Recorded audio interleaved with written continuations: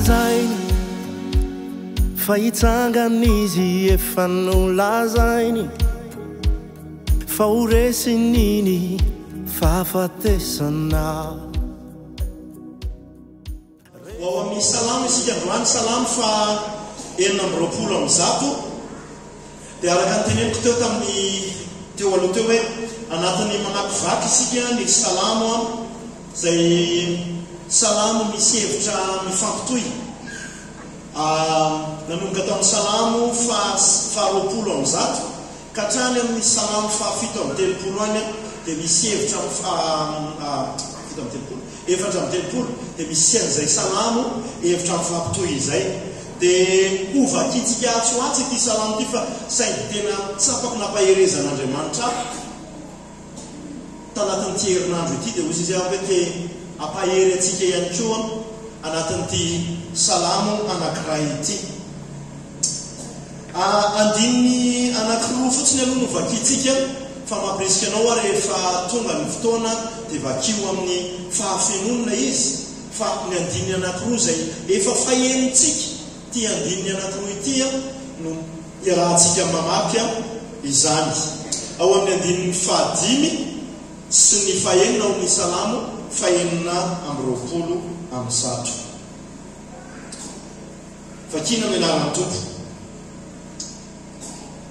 izay mamafy apito maniny dia hijinja ampifaliana mandeha mitomana mitondra voafafy izy fa miverina mitondra ny amboarany amin'ny fiobiana kosa. Amen.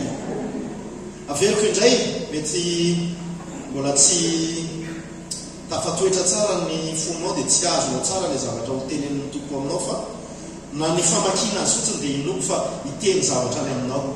Izay mamafy ampitomanina dia hijinja mpifaliana mandeha mitomana mitondra ny voafafy izy fa hiverina mitondra ny amboarany amin'ny fiobiana kosa.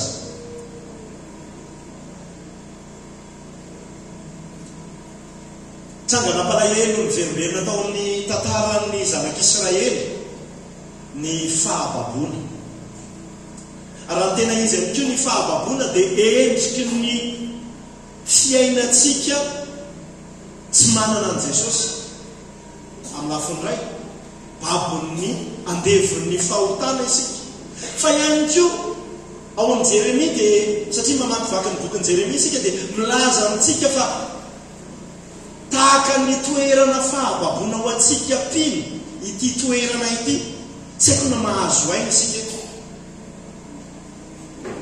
fa amin'ny toerana rehetra izay alehantsika any amin'ny toeram-piasana izay misy atsika ka mijoro tena ho kristianina marina isika dia tsy mahazo aina isika.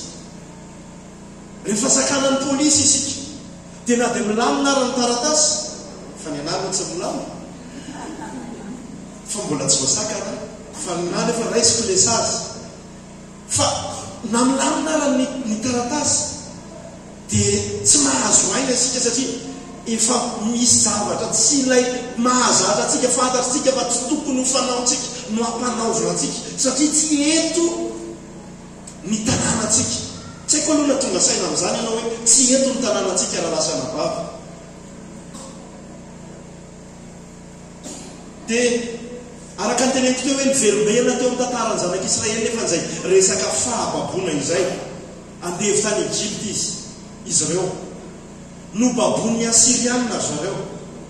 Ary fantatsika ao amin'ny mpitsara dia niverimberina ilay fambabona avy amin'ny reo fom-pirenena izay nandidina ny zanak'Israely. Nafindramonina katerena tany a Babilôna izy ireo. Dia satria moa ny telefona no mandray ny rakitsara fa saika nisy hira anankiray nalefako tamintsika tsy haiko hoe vonona ve io sa tsy vonona le JBL fa raha ohatra ka efa lehibebe ohatranay ianareo dia mahatsiarotsara ilay hiran'ny Bonnie M hoe by the rivers of Babylon where we sat down when we remember Zion. Dia iny iry mandidy be mihitsy sika anatin'iny iry. Fa rehefa mamaky an'iny salamo, raha tsy diso fa 7:30 amin'ny 100 iny isika, dia salamo tena ory ny salamo iny, satria nalefa babo, tratra ho babo any Babilônia ny zanak'Israely. Dia tany amin'ny lalana izy ireo andeha ho any a Babilônia iny no forsen'ireo Babilôniana ihirahira tsy hitendry ireo zanak'Israely nefa manana any Ziona. Dia fantatsika ihany koa raha mbola iresaka ihany koa ako ny hoe ny zavatra niverimberina teo amin'ny tantaran'ny zanak'Israely ny fahababoana. Dia tamin'ny andron'i Jesosy dia fantatsika fa ny Romanina no nanjaka nambabo ny vahoaka jiosy tamin'izany fotoana izany. Eny fa na mitantara moderna ny vahoaka jiosy azy dia fantatsika tsara ho an'izay malala ny Holocauste, izay fomba nentin'ny Hitler sy ireo vahoaka Alemanina tamin'izany fotoana izany, tsy amin'izao fotoana izao intsony fa tamin'izany fotoana izany, hoe nafindra monina izay jiosy avy any amin'ny faritra Eropa rehetrarehetra iny dia napetraka tamina camp de concentration. Dia naringana ny jiosy tamin'izany, ary amina million maromaro, tsy tadidiko intsony 4 million, fa amina million maromaro no jiosy naringana tamin'izany Holocauste zany. Olon'Andriamanitra nefa ny vahoaka jiosy, sady zany safidy manokan'Andriamanitra ny vahoaka jiosy. Dia na dia teo ary izay hoe mahasafidy n'Andriamanitra sy maha-olon'Andriamanitra ireo vahoaka Israelita ireo, dia tadiditsika tsara eo amin'ny Deutéronomie 1:20, 5:20 sy ny katramin'ny 7:20, hoe vao nivoaka ny fahababoana avy tany Egipta ny zanak'Israely dia nomen'Andriamanitra safidy izy ireo. Dia rehefa mamaky tsika ny Deutéronomie 1:20 io, dia mahazo fitahiny izy ireo ny amin'ny fankatoavany, ary ozona ihany koa nefany ny amin'ny tsy fankatoavany izy ireo. Dia mazava ho azy hoe ny fahababony izy ireo tany Babilônia izay nisan'ny resahana ao anatin'ity Salamo 4:20 ity, dia vokatra izay tsy fankatoavany izy ireo izay an'Andriamanitra.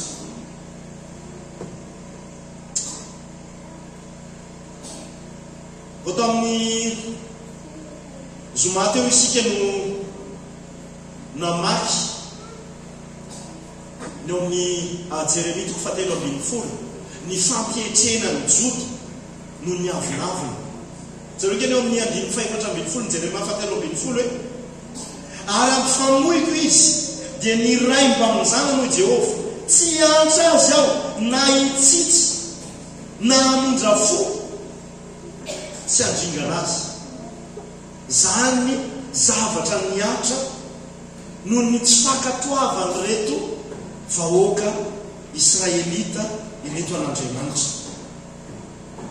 Ary raha iverina kely ako an'ilay hirany by the rivers of Babylon teo, eo amin'ny Salamo 7:30, dia mitantara fahoriana ara-tsaina, fahoriana ara-petseko ary ara-kolontsaina ny ainan'ireo vahoaka n'Andriamanitra lasa babo tany Babilônia ireo. Rehefa azosika sara-tsaina izay le hoe babo nazo ny aina fahoriana ara-tsaina, ara-petseko, ara-kolontsaina, ara-batana izay, dia tena miteny be ity Salamo 4:20 ity. Ary androany tsy hampampitin'Andriamanitra anana fanantenana isika amin'ny zava-tsarotra lalovantsika amin'izao fotoana izao. Ahita mihoatra ny ankehitriny anenao mivoaka eto. Amen. Mety anatin'ny ady ny fanambadianao, anatin'ny ady ny fitaizanao, anatin'ny ady ny asanao, ny fifandraisanao amin'ny mpiray-tapo aminao mikorotana, na mety fahafatesana havana tiana mihitsy. Na ray vaovao azo vao maly, tsy fahafatesana fa tokony mitarika fiderana teto hiaina, tsy haiko na fitadintsika hiaina, fa noho tsy fahasalaman'ny rainy ny maraina sous oxygène ny rainy ny hariva ndray dia ny mama ndray no entina any amin'ny hôpitaly izany hoe samy any amin'ny hôpitaly izy mivady ray aman-dreny miaina zay mahatonga anazy tsy eto fa tsy maintsy nysoloan'ny fitahiana sy ireo ekipa ny anjara ndraikitra fanompoana izay tokony nataona fa anatin'ny taratra zany fahoriana iainantsika daholo zany zavatra rehetrarehetra zany misy fanenjehana maro samihafa amin'ny sehatra maro samihafa fahoriana zay iainantsika zany rehetrarehetra zany dia androany araka ny teneniko teo hoe ahita mihoatran'ny androany any ianao ka tonga ny fanantenanao ho velona indray ao amin'Andriamanitra. Misy teboka anankitelo zay rahantsika mijery androany dia voalohany anatin'izany dia te-resaka ampaloha hoe inona kay ny voafafy resahan'ny soratra masina eto raha miteny izy hoe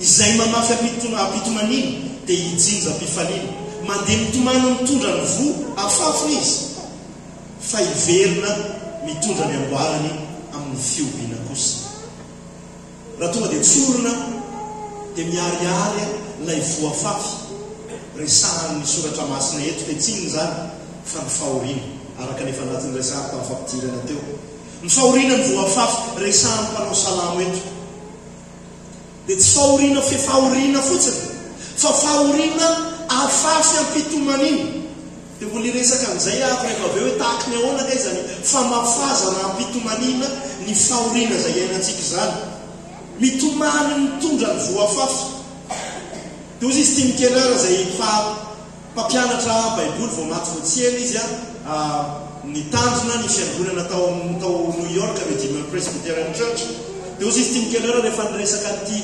andalana ity izy ny andalana nivakitsika tamin'ny fanomboana teo ozy izy hoe possible zany ozy izy ny andany foana ny fahoriana ianao raha ohatra ka jerena ty andalana ity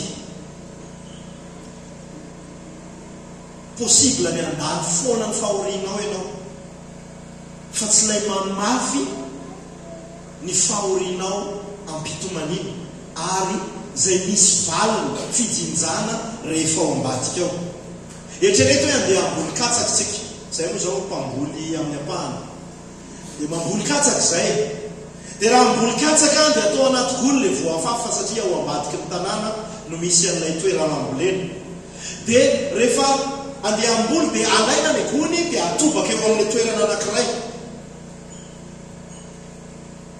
dia isy katsaka aniry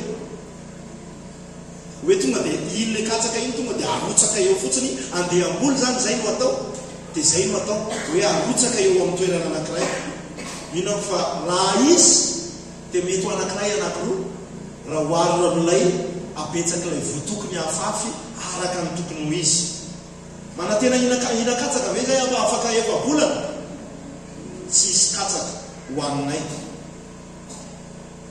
mandany vo amintsisy dikany fotsiny dia rehefa tonga ny fahoriana samihafa dia ny olona zay mandany vo amintsisy dikany dia mitomany tahaka an'izao tontolo zao fotsiny izy midradradradra tahaka an'izao tontolo zao fotsiny izy tesa mitoejava misy fotsiny izy fa tsy ao anatin'ny sainy sy tonga ao anatin'ny sainy lay andininy voaresaka eto hoe kay azo afafy ny fahoriana ary afaka hijinjana fifaliana rehefa avy eo za tsy miteny eto hoe rehefa anatin'ny fahoriana isika dia tsy manana zo hialahelo sy hitomany tsia ny soratra masina raha mampirisika amin'izany mihitsy hoe miara ory amin'izay ory fa ny tiako atongavana eto dia hoe rehefa sendra ny fahoriana isika dia mba tsy tsy takan'ilay implication resanty mikela reto hoe karazana olona zay mandany foana amin'tsisy dikan'ilay fahoriana zay velan'Andriamanitra mitranga eo amintsika satria raha izay raha hoe mijanona eo amin'izay le hoe mitomany sy midradradratra sy tezitra amin'ny zava-misy fotsiny tsika dia réaction tahaka ny réaction ny olona any amin'izao tontolo zao fotsiny zany ny implication faharoa resantiny kely reny ko dia hoe ny akabeazantsika ozy izy dia mihevitra fa fifaliana dia ao ambadika ny fahoriana. mety miresaka an'izay ihany koa ny soratra masina fa raha ny resahana eto a dia hoe vokariny fahoriana mihitsy ilay fifaliana. tsy haiko nahazosika ilay nuance ao anatin'ilay izy.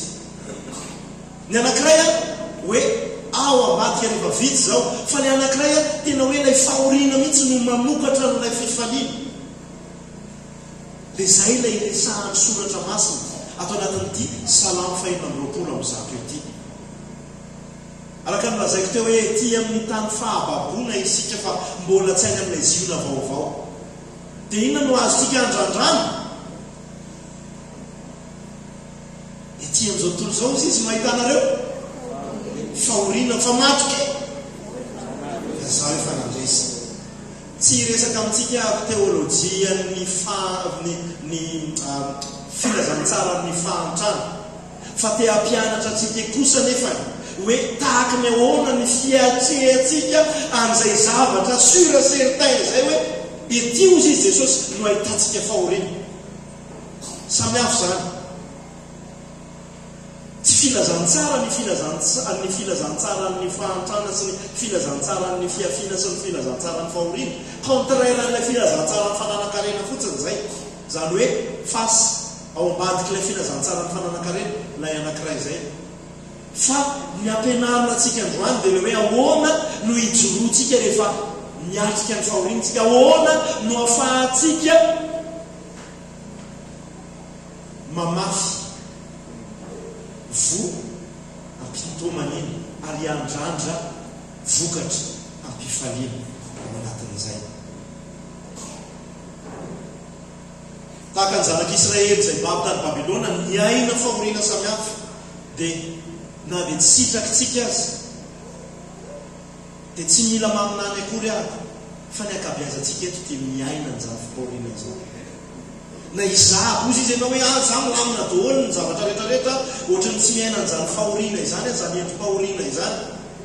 fa ozy izy ako hoe misy fahoriana anankiray zay mety tokony dradradradrahanao indrindra dia ilay hoe tokony oriny amin'ny fahotanao ianao, ny amin'ny fanamasinana anao zay tsy miroso makaiza akory.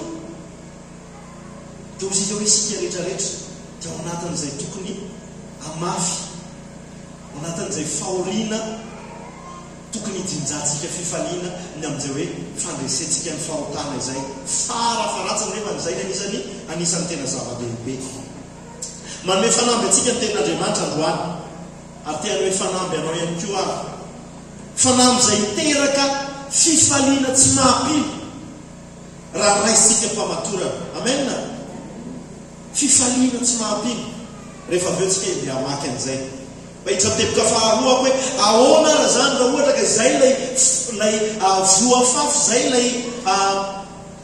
zay lay fahoriana, fomba ahoana ka ny ambolenan'izay fahoriana izay, fomba ahoana no amafazana ampitomanina mba hahafahatsika mandray fifaliana, miboka fifaliana ao ambadik'izay famafazana ampitomanina izay.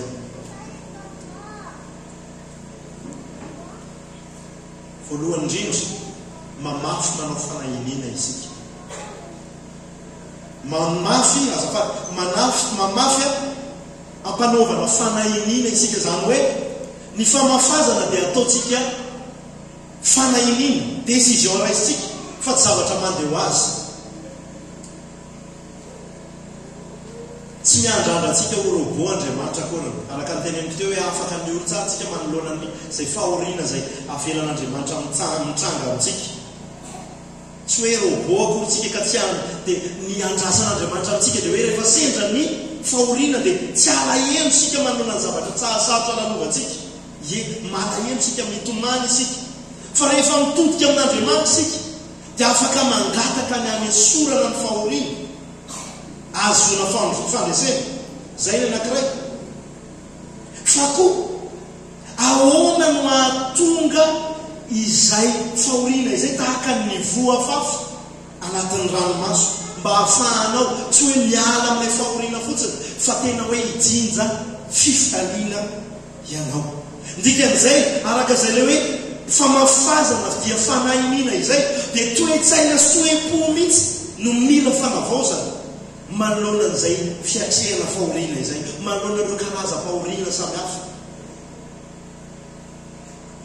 Araka ny teneniko teo anatin'ilay fahoriana isika dia ory fa ao anatin'izay ihany koa hoe Andriamanitra ahoana ny ahafahako mahatonga an'izao hoe amadika an'izao ho voafafy hiteraka fifaliana tsy atoaina. Toe-tsaina ozy izy ny fomba fisainantsika ny momba ny fahoriana tsy zavatra natao andosirana izay matetika réaction normale ho an'ny olombelona hoe tia andositra dia hiala amin'ilay izy, fa eto dia misy anjara voatendry anjara fitahiana dia fifaliana tsy atoaina ho an'ny olona izay mahay mamafy ampitahina ampitomanina. Dia ozy izy aby hoe mamafy manao fanahiniana isika, izay ny fomba famafazana ampitomanina. Ny faharoa, mamafy ampakatoavana ny teny. Ny vo dia resana amin'ny soratra masina ihany koa hoe endriky ny fandraisantsika ny tenin'Andriamanitra. Afafy amintsika ilay teny tahaka an'izao torian'androany izao, ary mety afafysika amin'ny tenantsika ihany koa rehefa tonga ny manomboka napitsoka hatramin'ny asabotsy hoe mangady eo amin'ny tenin'Andriamanitra isika. Dia iny tenin'Andriamanitra iny manoto tanteraka ny fizahotsika. Manao verba vaovao azy zany, manao teny vaovao moa zany hoe iny tenin'Andriamanitra fantatsika iny. Tsika mantsy matetika araka nytika averimberina amintsika iny hoe être tena tia mifantoka amin'ny tenatsika isika. Dia ahoana moa le resahany kima tamin'ny aron'ady ty fotsika ty dia machine mpamokatra inona, mpamokatra sampy, ary matetika ny sampy dia iservevana an'inona ny tenatsika ihany. Dia izay fahamarinana hitatsika izay vo resahany soratra masina hoe endrika fandraisantsika ny tenin'Andriamanitra izay dia manoto an'izay fizahotsika izay, dia manovatsika araka ny tokony. Ary rehefa voatoto isika amin'izay fahamarinana ny tenin'Andriamanitra izay hoe tia zahako a olona tsy lefesy mandidy ahako amin'ny fiainako zay tiako atao ihany io dia tonga ny fahamarinana soratra masina hoe tsy ianao fa miainao amin'ny voninahitran'Andriamanitra, dia manoto anazy zay fahamarinana izay. Dia tokony maninona izaho tsy maintsy miena fa izy tsy maintsy mitombo jaona toko telo andininy fahatelopolo. Ny fahoriana matetika tsanga amintsika dia io fahoriana ny jaona toko fahatelo andininy fahatelopolo io mafy be mihitsy zay le hoe izy tsy maintsy mitombo eo amin'ny fiainana ary za tsy maintsy miaina.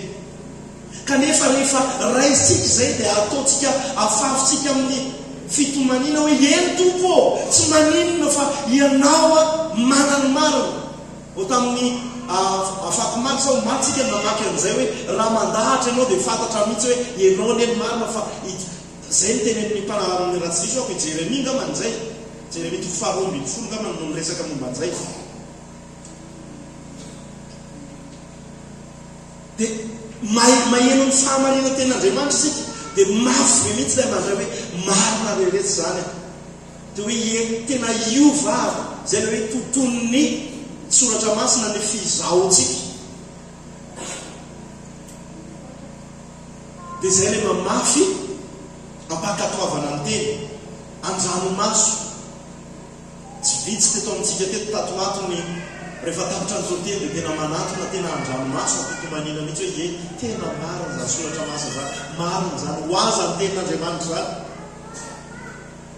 Dia ny eo ambadika izay dia fakatoavana.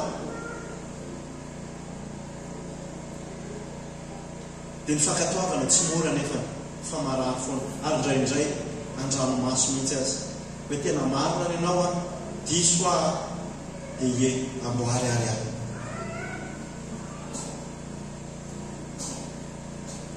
Rehefa manao an'izany ampifaliana isika aby ny sabata rehefa manao an'izany anatin'ny andranomaso azafadindrindra amin'ny paorina kanefa ny ampiandrandrano feny an'Andriamanitra iasa dia tena hoe misy fifaliana sy zava-tsoma ateraka izany.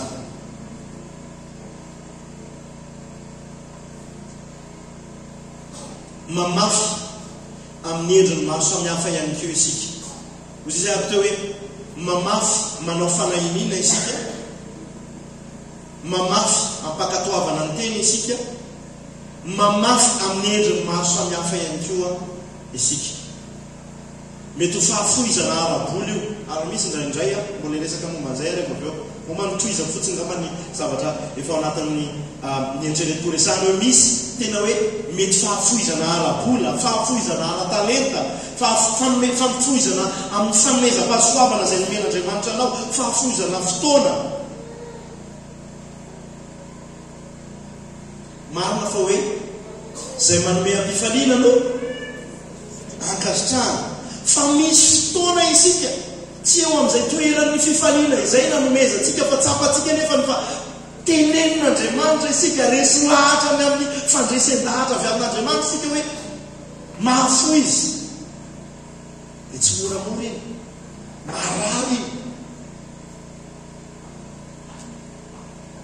Indraindray tsika mety maharabola mihitsy ny resahako eto hoe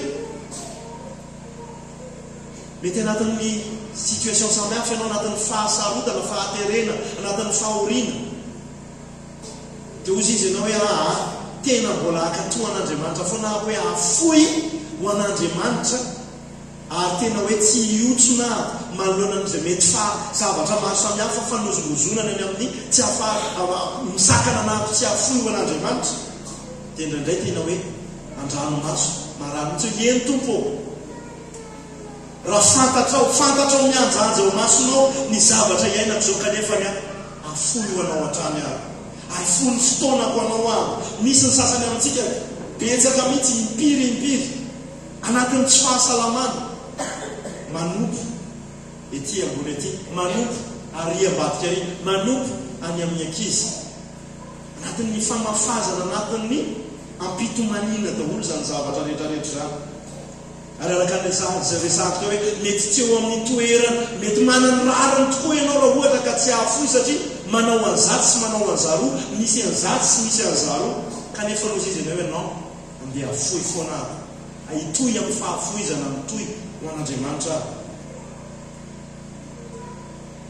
Dia amin'ireny fotoana ireny, amin'ny fotoanan'Andriamanitra dia hijinja ampifaliana isika vokatry ny vo afafontsika na dia anatin'ny fahaterena samihafa aza isika. Impirimpiry aby no anatin'ny tsy fahasalamana mijoro satria fantatro hoe tokony mbola hanompo an'Andriamanitra na dia amin'ny herikely izay ananako sisa azy. Impirimpiry mitarika ira federana, impirimpiry mamany olona anatin'ny tsy fahasalamana.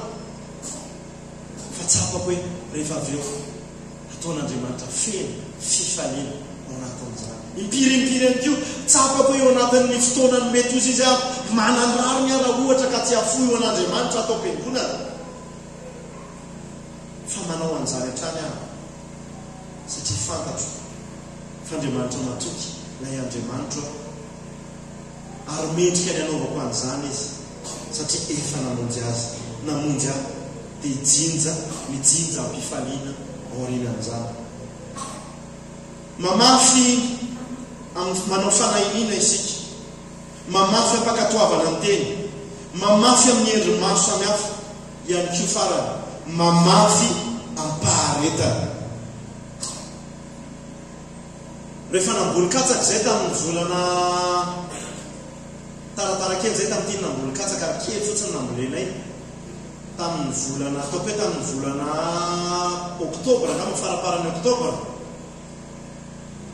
dia hatramin'izao zay mbola tsy nihinana katsaka. Nitsona angamba nihinana ihany zay fa tao hatrano le tao an-tanàna fa le vokatra ary avelany mbola tsy nihinana zay nitsona angamba nihinana anankiray nalaiko tany an-tsahatany. Zany hoe mila faharetana ny famafazana ao anatin'izany hoe fa mamafy andranomaso zany.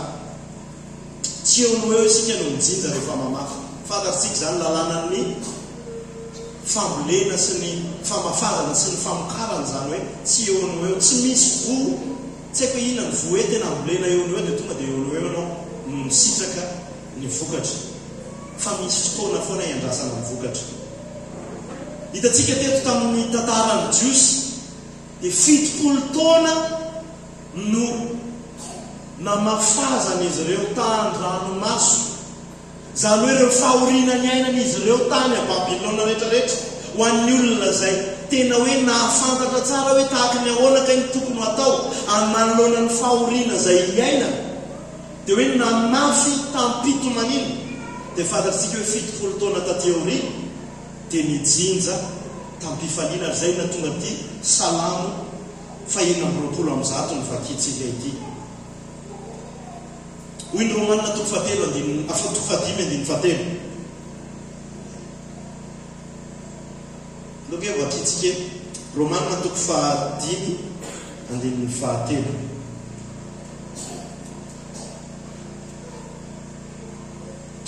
Ary tsy izany ihany fa aoka isika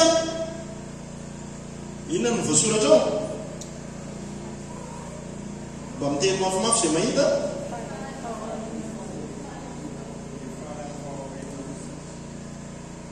dia misy olona tena mieritreritra mihitsy hoe le Andriamanitra dia tena olona tena sado mihitsy hoe tena ianao le miaina anatin'ny fahoriana indray zany no tokony hifaly hoe mampianatra anay zao fa hafa mihitsy ny tontolon'ny olona zay manana fahatokiana amin'Andriamanitra ao anatin'ny fahoriana ary asaina isika aoka isika hifaly amin'ny fahoriana azy ao izy satria fantatsika fa ny fahoriana mahatonga ino faharetana.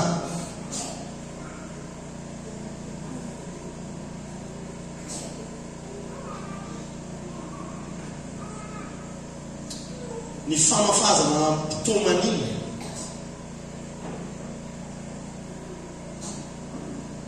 dia miteraka fahareta tokony amafy anatin'ny faharetana ary miteraka faharetana ho antsika tsirara iaby ihany koa nefa anjara mety famafazana mpitomanina ihany koa any sasany ny fitoriana filazantsara zay mila faharetana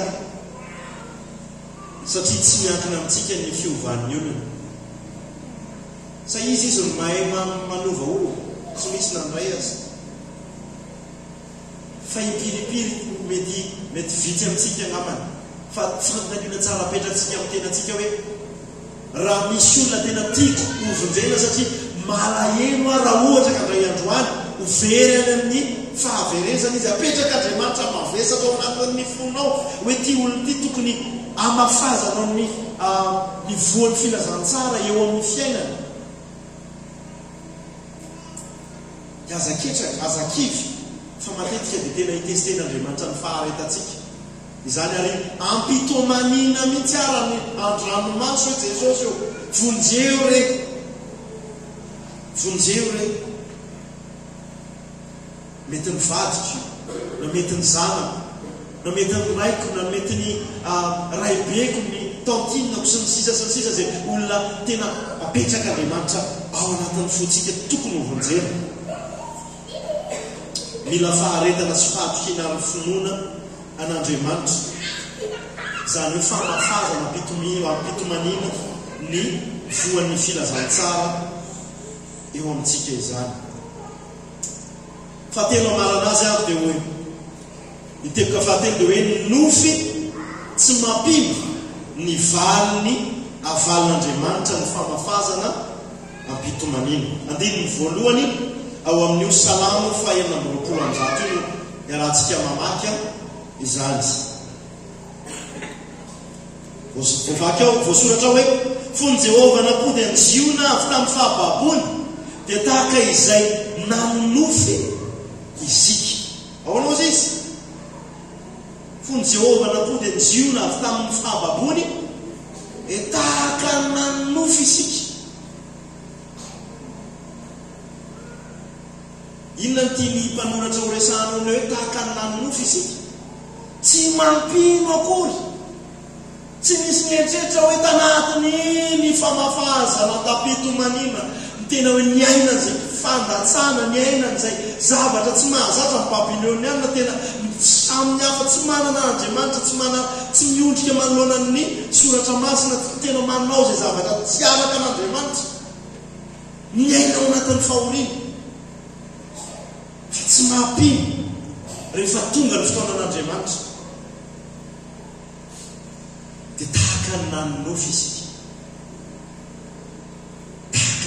isika hozy izy ny mpanao salama eto mino fa fantatry reto olona tany nalefa babo tany Babilôna ireto ireo faminaniana samy hafa ny amin'ny hampidina Andriamanitra ny jiosy avy amin'ny tany fahababio na amaky an'izany tsika tsoatsy ao amin'ny Jeremia 4:20 miresaka an'izany Jeremia 4:30 Jeremia 4:30 fa tsy nampino an'izy ireo hoe 70 taona kay dia tanteraka misy marina fa zany 70 taona zany génération anankiray zany ary miaina anaty fahababona anaty 70 taona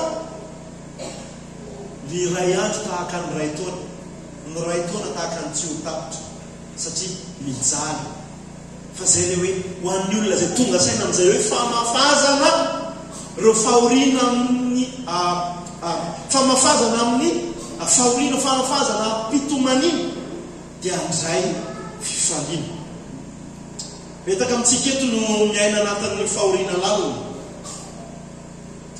ary tsy sahako akory ny arany aka ohatra amin'izay mety hoe fahoriana zay ny ainako satria tena mafy loatra noho n'izay zavatra ny aina koa ny zavatra iainanao amin'izao vanim-potoana izao misy amintsika eto tsy ray tsy anakiroa fa maromaro mety efa ela ianao no naniry zaza amantonana misy amintsika eto namoy reny namoy ray namoy vady vao tsy ela tafaresaka tamin'iva eto izy raha tsy diso zay vao tsy ela no maty any kio ny vatana mbola miaina anatin'izay taoko hoe fahoriana izay misy eo ataon'ivitsika eto ihany kio miaina miaraka amin'ny oma miatana misy eto an'ivitsika eto miaina miaraka amina aretana zay tsy fata-piaviny misy eto amintsika eto sahirana ara-piavelomana misy eto amintsika eto sahirana ara-panambadiana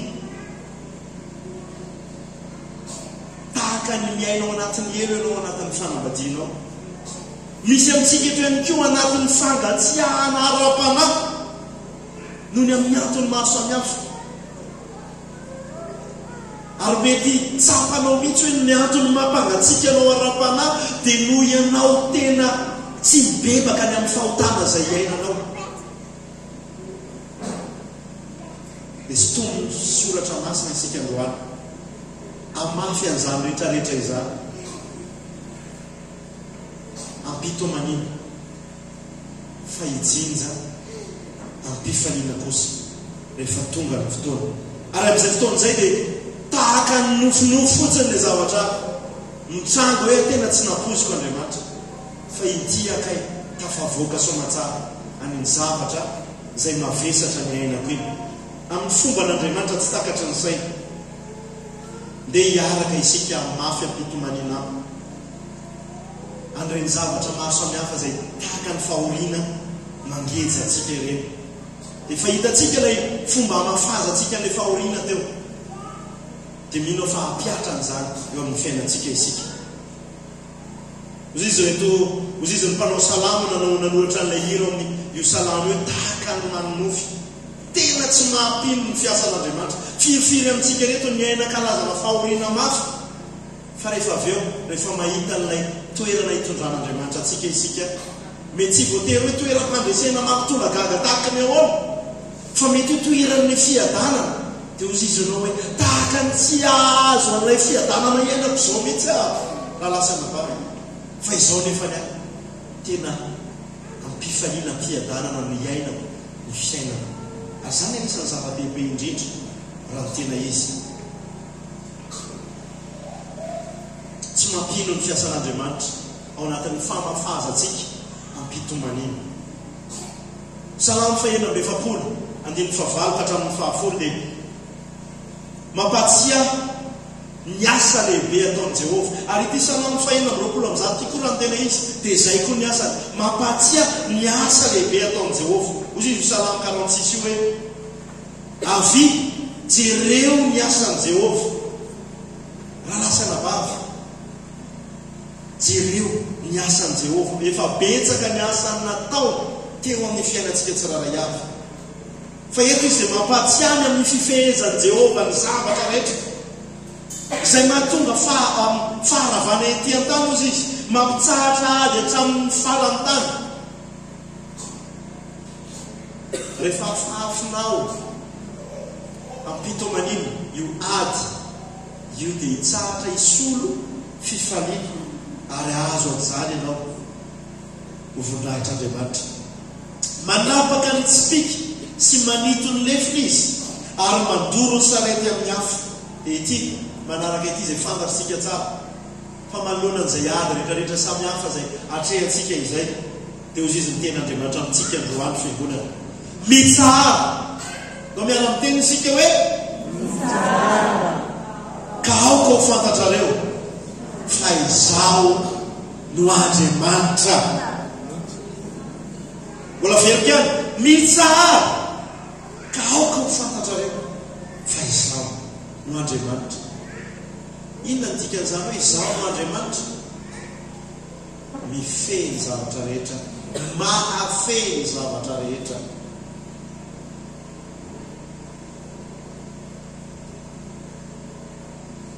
Izy soratra masina teo raha mbola iverenako ilay Salamo 4:20 hoe nandeha nitomana mitondra voafafy izy, fa iverina mitondra ny amboarany tamin'ny fiompiana kosa. 70 taona taty aoriana dia nitondra ny amboarany miaraka tamin'ny miasa Ezra, nitondra ny amboarany tamin'ny fifaliana. Dia mbola tsy izay ihany fa mitoy izy raha ohatra ka jerentsika eo amin'ny andininy 2 sy ny 9 hoe feno eny ny vavantsika ozy izy, feno fiobina ny lenatsika. Ary zavatra mahagaga dia rehefa mamakytsika ny andininy 4 izay raha tsy diso avy, dia ny jentily isa mihitsy no nilaza fa zava-dehibe no nataon'i Jehova. Rehefa mamafy ampahoriana isika, ampitomaniana isika ireo fahoriana samihafa, haintsika ny mahatonga an'izany voafafy eo anatrehany situation iainantsika. Dia eny fa nanjetilisa azy dia tena hiaiko hoe zava-dehibe ny nataon'i Jehova, tena zava-dehibe ny nataon'i Jehova. Ary tsy mijetilisa ihany fa ireo olon'Andriamanitra ny jiosy koa ihany koa dia miaiko teto fa tena Jehova no nanao zava-dehibe ho azy ireo. Izany hoe tena podro ny fiderana noho ny amin'izay fa mafazanao ampitomanina izay, hoe mijetilisa izay mijery ianao anatin'ny karazana fahoriana izay afafinao eo anatrehan'Andriamanitra sy eo anatrehan'ilay situation, dia ho gaga hoe tena nanao zava-dehibe Andriamanitra. Ary ihany koa ny mpiray finoana dia iara-ilaiko hoe tena nanao zava-dehibe Andriamanitra. Fampitandremana ny isainy amaranako an'ity tontena androany ty hoe aza sa maka ny voninahitr' ny amin'ny zavatra izay ataon'i Jehova eo amin'ny fiainantsika. Tsy sanatria hitentsika raha ohatra ka hoe tonga ny fanandro ny fifaliana dia hitentsika hoe satria zako na hitaiza tsara ka mety izay ka manana tonga ny zao vokatra hitako amin'ny zanako izao. No hoe satria zako na hainy na satria za na hainanaiky tsara ny vady, na satria za na hainy azy, na satria zako na hainy otra tamin'ny fiainana, eny mety fandrika ho antsika ihany koa raha lasa navavy no hoe mendrika izao satria iza na haina mafy tampitomanena.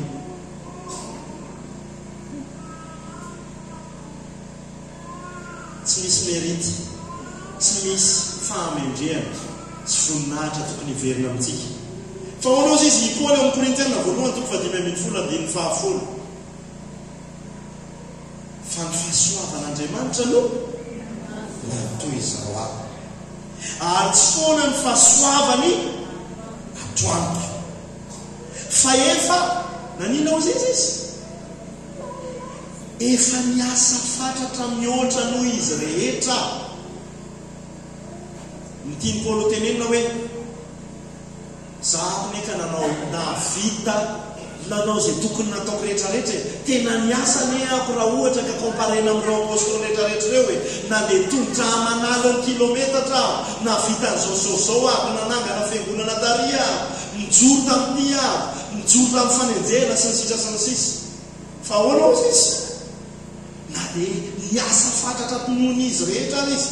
Zay no mbola tokony hampiritsika atsika hoe na dia tsy mandray ny voninahitra amin'ny zavatra ataontsika ao an'Andriamanitra asika dia tokony hiasa ao an'Andriamanitra satria mendrika ny anaovantsika ho azany izy. Dia toy izany nefa tsy izao izy na dia miasa fatratra izy no miafa rehetra fa nohony fahasoavan'Andriamanitra no niara niasa tamiko.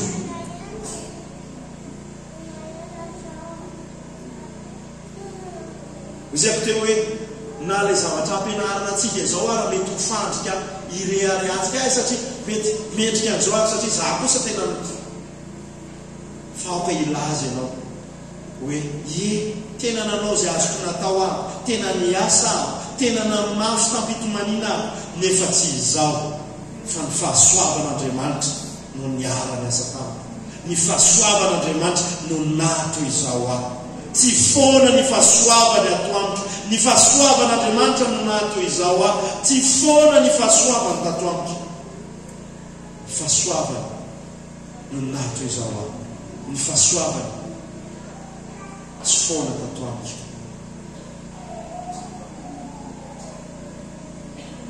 No iaraka hitsangana sika.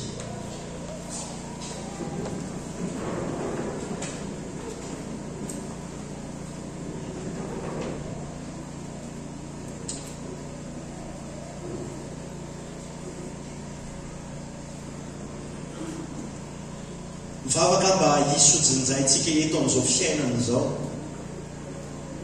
zay zavatra fafitsika ampitomanina izay.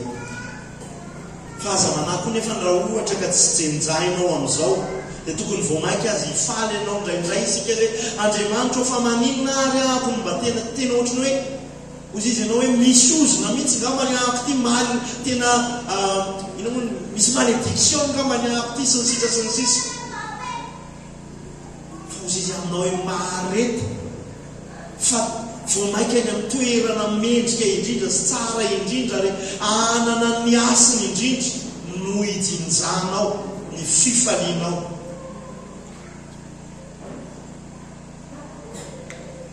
Indraindray tena ny fahoriana zay ianantsika manao misavovona mihitsy. Tsy vita ny anankiray dia efa tonga ny anankiray. Afaka amin'ny anankiray mbola tsy afaka akory ny ary anankiray dia tonga ny anankiray dia mitohitohy ohatr'izay hatrany. Dia hoy aminao hoe afafazo ampitomanina fa hojinjanao izany amin'ny fotoanan'Andriamanitra. Iantso anao ny tompo amin'izay fotoana izay raha ohatra ka an'ilay nomanina andraisanao an'ilay valisoanao, andrasanao an'ilay fifalianao dia miandry anao izy, miantso anao izy, hiteny aminao hoe ry mpanompo tsara sady mahatoky midira amin'ny fifalian'ny tomponao. Fifaliany anome amboara ho anao tamin'ny namafazanao ampitomanina